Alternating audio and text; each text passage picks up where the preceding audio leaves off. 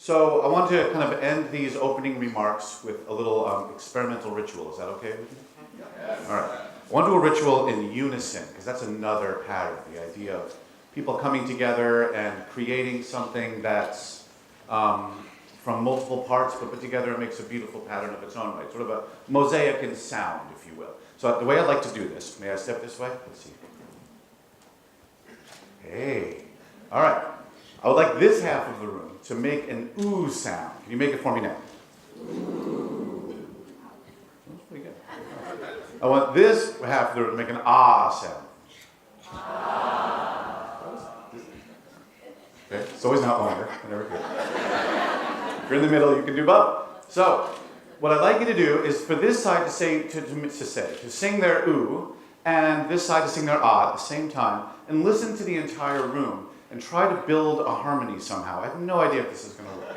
I'm prepared for it to work and prepared for it not to work. Well, it will always just work because we're going to make these sounds. So let's make these sounds and try to enact a harmonious pattern. So take a nice deep breath. Right now, take a deep breath. And let it out.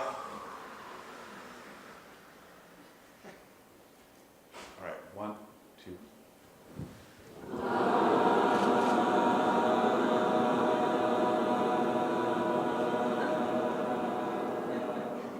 Thank you. That was beautiful. Snaps for yourself. That was really nice. Harmony comes from the late 14th century word harmony, which means combination of tones pleasing to the ear. And it also originally comes from literally a means of joining, used for ship planks, etc. Isn't that interesting? So there's this means of joining that we just enacted. I don't have to use all my notes for if that came out ugly, but that was really beautiful. Next time, I had to use those last time. So, I'm going to talk to you a little bit more about something that's really important to me, and then we're going to move on with the pitch fest. So I'm sure there's people back there like throwing up in buckets and being very terrified. So while they do that and get ready for the pitch fest, I'm going to talk to you a little bit about this. So those quadrants I was showing you before, what were they now? There was inquiry and ideation, but that whole incubation section is something that we particularly have a hard time giving ourselves permission to do, to mind wander and to daydream. We all know we should do it, yes? Yes. And we all do it, yes? Yes? But to do it productively, to do it on purpose, seems to be something that I've noticed that clients and friends have trouble doing. So I want to try to help convince you to daydream more and to maybe show you how to daydream. Wait, I have a clicker. To show you how to daydream. So whenever I talk about anything, I have to use my anthropology degree for some purpose. And so I always start with stone tools. And these stone tools in particular are super amazing, very philosophically significant. They're called Oldowan tools. Say Oldowan, it feels so good. Help me, Oldowan. You're my only hope. I have a moment for that. Woo! The Oldowan tools are intense because they were made 3.5 million years ago. And they were made by non-human hominids who were like this tall and had 1/3 of the brains you have. So they had tiny, tiny little brains. They are so cute, though. They had the same size faces as us, basically. The tiny little brain cases. They were adorable, I'm sure. Probably smelled not so good, though. And I never considered that. But what was amazing about these non-human hominids 3.5 million years ago, these Australopithecines, is that they were making these tools at all, which is pretty intense. But the cooler, but they're not that complicated, yeah? So everyone laughed at the Australopithecines. They're not here. They can't find you. They're in D.C. So, I make jokes. It's political. So, what's cool though is that they were carrying them around with them wherever they went. Anytime you dig up one of these creatures, you'd find these tools with them. They were manuports. They were manufactured manuports. So what's groovy there is then it shows that these creatures had the level of imagination to envision a future and prepare for it and carry that preparation around with them. And their reward was that they got to greatly expand the environments they lived in. This marks that moment in our evolution where creatures stopped living in the environment and started living in their tools instead, started living in shared imagination instead. And that's what we're doing right now. Are we in the cold Portland morning? Say no? Kind of, right? We have to feel poetically, yes. But we're more likely just in this beautiful space together that we've built. And that whole impulse started back then. So enough about stone tools. Things have changed. but then again, nothing has changed. This is Heraclitus. Are you familiar with this guy? It was also my hair model. Right? I mean, it's pretty strong. Hair game. Heraclitus was one of the ancients, and what he reminded us was that essentially nothing, that change, well, there's some great quotes from him.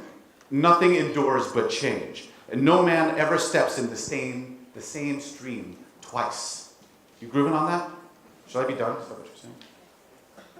I'm not done. Hold on. Just give me a little bit more. No one steps in the same stream twice. And so that's what's remarkable here, is that why does no one ever step in the same stream twice? Because, the stream is always changing, yeah? Say yes, so I stop the dance. Yes. And then what's also always changing, of course, is you. And we're living in a very changeful environment. But what's fantastic about our moment is the magnitude of change we're dealing with.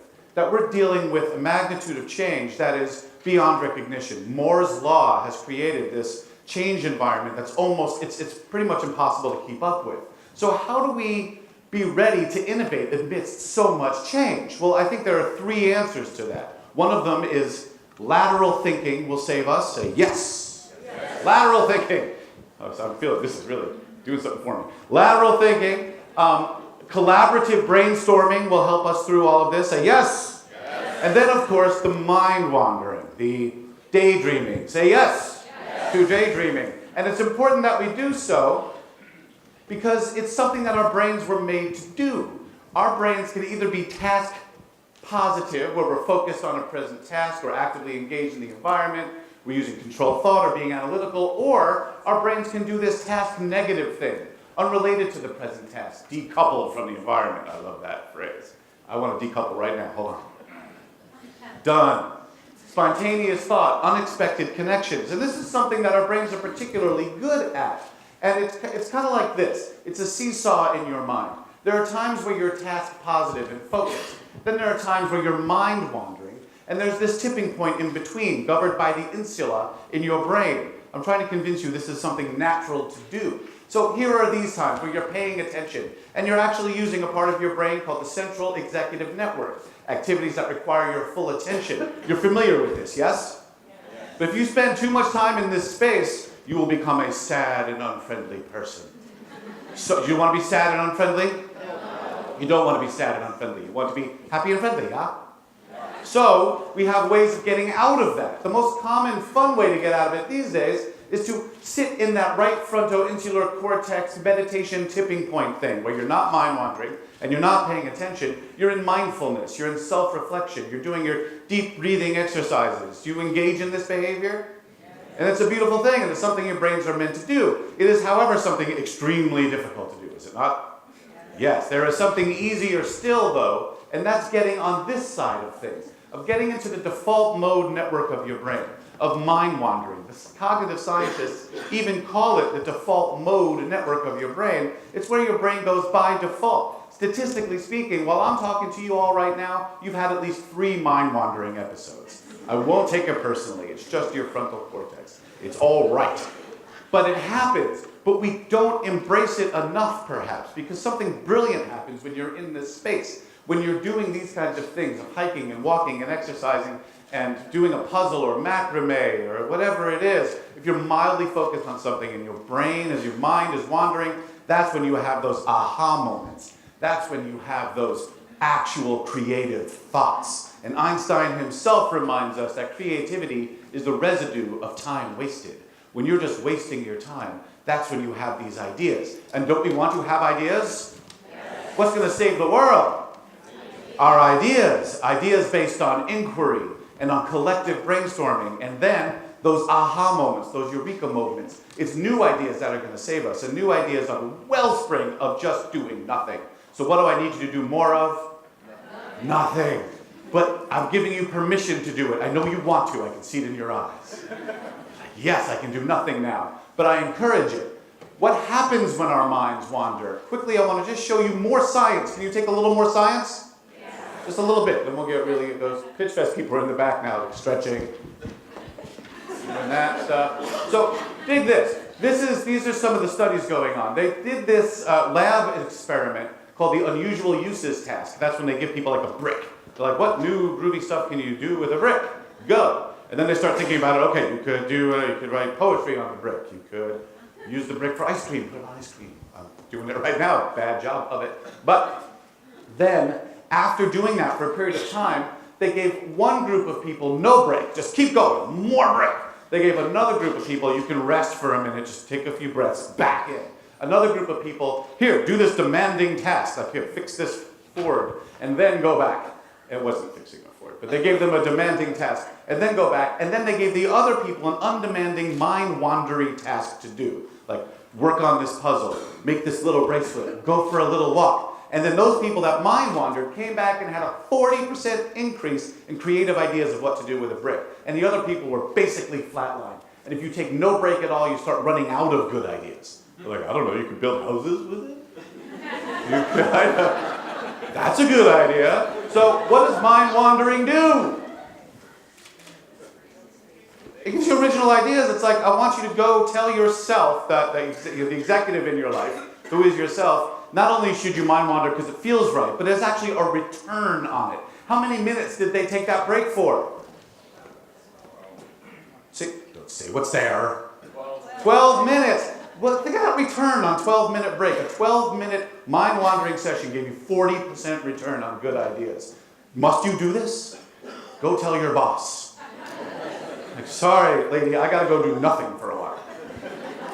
Another interesting study had to do with this, which ties into what's going on at this conference here. They did this interesting test where they start showing people random objects. And to the people taking the test, it seems random. Like, what's this object? What's this next object? But to the testers, there actually was a hidden pattern. Like, these are all things that are blue, or all things that have K as the middle letter and what they're named. These obscured patterns. But there was a pattern there that only the people running the experiment knew. But interestingly, when people were taking it more from a mind-wandering state, they'd done some mind-wandering and they're just intuitively jumping on what they think the next thing's going to be, without thinking about it, without putting pressure on it, without being all smart about it, they started to guess the pattern. They thought they were psychic. Because they could see the hidden pattern with their subconscious. They could see the hidden pattern with their subconscious. They could see the hidden pattern with their what? How did you know? They could see it with their subconscious. So what needs to play a game in saving the world? Our subconscious isn't going to get in the room if we're just always paying attention. Yeah? Say yes, something, so I know you're there. Yeah. Oh, that's awesome. So, there are other benefits to mind wandering, but wait, there's more. You're going to enhance your creativity. You're going to enhance your insight. But also, the studies bear out that when you make a practice of mind wandering, what the scientists call positive volitional daydreaming. How you doing? If you get good at that, then you also have enhanced energy, improved focus, and better decision making, and all kinds of other mood benefits. So should you be doing more of nothing? Yeah, right away. Right away. We try to convince clients of this all the time, and they cry with joy. Finally, we can do nothing. Is there another slide? There must be. Yes. So, how to plan a daydream. My first... You okay? I am so good. All right, she's on. Let's clap for that nice lady. She's on. Having a moment. How to plan a daydream. The first thing I recommend is have friends who help plan things. I have Courtney. Is she in here? Without Courtney, nothing happens in my life. Okay? Hey. So, but choose a task. Choose a simple task, an undemanding task, a personally interesting task, something you're good at doing, but unrelated to the project at hand. Folding laundry even now becomes a thing that's like, okay, I can get behind that. I used to hate that. But now it's mind wandering. And there's other things, tools, and come talk to me, we'll talk about it. There's other intangibles throughout the conference you can find, and they'll tell you about it. Get into the right mindset. Be intentional about it. Be positive about it. Be curious and conscientious. Get really focused on this, on that. I'm not going to focus right now. It sounds counterintuitive, but you'll get good at it in no time. And then choose a duration. You had a 12-minute return on that last one, a 40% return on 12 minutes of mind wandering. So it can just be a little micro mind wander. It could be a meso mind wander where you go for a walk for a half an hour, or a macro one. Imagine this, that at work, because of work, you have to go to the beach and pick up garbage for 3 hours with no phone. Would you want to do that? Yeah. Yeah, what's the return on that? 40% increase in creativity. Right. I'll sometimes feel like I'm selling a car. So go wander, go hiking and painting and do puzzles and tie knots and do origami and sky gazing, coloring books. Blackout poetry is one of my favorite methods. Are you familiar with blackout poetry? Where you take existing, no? You're about to be. There's blackout poetry kits out in the lobby you can work on later. It's essentially when you take existing text and just circle the words that you're grooving on that make a little poem as you circle them, and then black out the rest of the words, and you've made a poem. Isn't that nice? I said, isn't that nice? It is, and it helps with mind wandering and synthesizing, weaving, building blocks, even a yo-yo. I recently becoming interested in yo-yos. But I'd love to get a new job, be like, so where's the yo-yo room? You got the, because we have to do some ideas here. So go wander and do that. So that is my pitch to you, that you add more nothing in your lives. Can you do that for me? Excellent. And speaking of the word pitch, see what I did there? Is there another slide past this? I don't think there is. This feels like my call to action. Speaking of the word pitch, the word pitch evolved originally meant to put a stake in the ground, to put a flag in the ground, and that's what pitch meant. But then evolved to mean other things, like to throw things at the stake in the ground, like pitching horseshoes. Isn't that what? Say yes, okay. But then, of course, evolved to mean like the harmony thing we just did. That pitch in music. And so when you're pitching in entrepreneurship, it's kind of all of those things. You're putting a stake in the ground, you're throwing something at the stake, and hoping that it harmonizes with the people around you. And that's essentially what a pitch fest is. It can be cringy and scary, because people put a lot of emotion into what they're doing, and as they should. But this pitch fest we're about to experience, I think, will be really exciting.